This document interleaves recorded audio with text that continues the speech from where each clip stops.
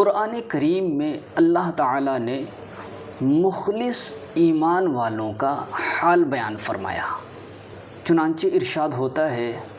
لا تجد قوما یؤمنون باللہ والیوم الآخر یوادون من حاد اللہ ورسولہ ولو كانوا آباءهم او ابناءهم او اخوانهم او عشیرتهم اولئک كتب في قلوبهم الایمان وأيدهم بروح منه ويدخلهم جنات تجري من تحتها الأنهار خالدين فيها رضي الله عنهم ورضوا عنه أولئك حزب الله ألا إن حزب الله هم المفلحون۔ سبحان اللہ، کتنا خوبصورت بیان ہے مخلص ایمان والوں کا، جو اللہ و رسول سے محبت کرتے ہیں، اللہ و رسول کو سچے دل سے مانتے ہیں، اور جنہوں نے اللہ و رسول سے مخالفت کی ہو ان سے کسی قسم کا کوئی تعلق نہیں رکھتے۔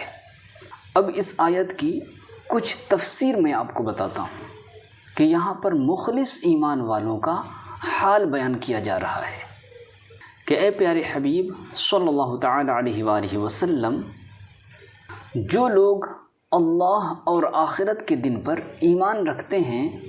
آپ انہیں ایسا نہ پائیں گے کہ وہ ان لوگوں سے دوستی کریں جنہوں نے اللہ اور اس کے رسول سے مخالفت کی، یعنی ان سے یہ ہو ہی نہیں سکتا اور ان کی یہ شان ہی نہیں اور ان کا ایمان یہ گوارا ہی نہیں کرتا کہ خدا و رسول کے دشمن سے دوستی کرے، اگرچہ وہ ان کے باپ یا بیٹے یا بھائی یا کنبہ والے ہوں۔ یہ وہ لوگ ہیں جن کے دلوں میں اللہ نے ایمان نقش فرما دیا ہے اور اپنی طرف کی روح سے ان کی مدد کی، اور انہیں ان باغوں میں لے جائے گا جن کے نیچے نہریں بہتی ہیں، وہ ان میں ہمیشہ رہیں گے۔ اللہ تعالیٰ ان کے ایمان، اخلاص اور طاعت کے سبب ان سے راضی ہوا، اور وہ اللہ تعالیٰ کی رحمت اور اس کے کرم سے راضی ہوئے۔ یہ اللہ تعالیٰ کی جماعت ہے، اور سن لو اللہ تعالیٰ کی جماعت ہی کامیاب ہے۔ اس آیت سے معلوم ہوا کہ بد دینوں، بد مذہبوں، اللہ اور اس کے رسول کی شان میں گستاخی اور بے ادبی کرنے والوں سے قلبی میلان، دوستی اور میل جول جائز نہیں۔ اور یہ بھی معلوم ہوا کہ کافروں سے دوستی مسلمان کی شان اور اس کے ایمان کے تقاضوں کے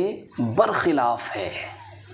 تو اب ہمیں اپنے آپ کو دیکھنا ہے کہ ہم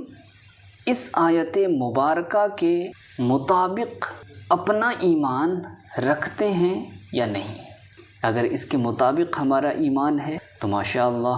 بہت خوبصورت بات ہے، اور اگر کچھ بھی کمزوری ہے تو اپنے ایمان کو اس کے مطابق بنانے کی کوشش کریں۔